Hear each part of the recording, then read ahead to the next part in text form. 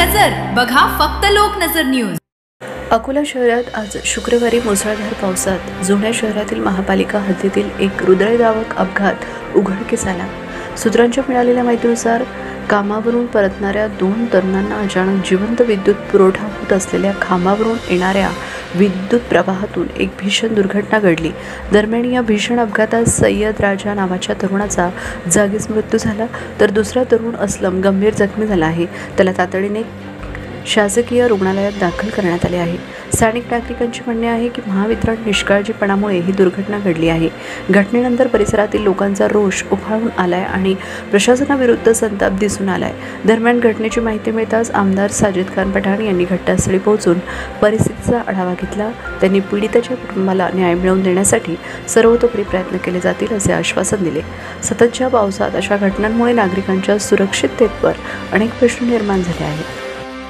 अब्दुल फारूक अब्दुल खाली सामाजिक कार्यकर्ता प्रभाग नंबर 17 के अंदर 10-10 मिनट में लाइन बंद कर दिया जाती थी, बरसात आती थी। तो आज बरसात पत्थर की जैसी चालू हुई। ये बच्चे पैदल घरों को लौट रहे थे काम पे से लौटने के बाद में नहीं खंबे से करंट पूरे रोड के अंदर स्टार्ट हो चुका था और पूरे गली में करंट पानी के अंदर। ये 2 बच्चे को करंट ने पकड़ लिया, जिसमें से एक की डेथ हो चुकी, राजा नाम है उसका, और एक बच्चा अभी असलम नाम का मेन हॉस्पिटल के अंदर अभी एडमिट है, सिरे से बहुत। उसको 24 घंटे का टाइम डॉक्टरों ने दिए। कौन से परिसर की घटना है? ये प्रभाग नंबर 17 सोंटे के फलाट। हमारी ये मांग है कि एमईसीबी वालों के ऊपर गुना दाखिल होए और ये बच्चे राजेश करंट से मरे हैं, इनको मुआवजा मिले और कड़ी से कड़ी कार्रवाई में एमईसीबी ऑफिस के ऊपर हो। कि तो उस एरिया का घटना ये है कि ये 10-10 मिनट में लाइन बंद करते बरसात आने से पहले। अब बरसात ही तो लाइन बंद नहीं करे इन्होंने आज। अब कितने लोगों की मौत हुई इसमें?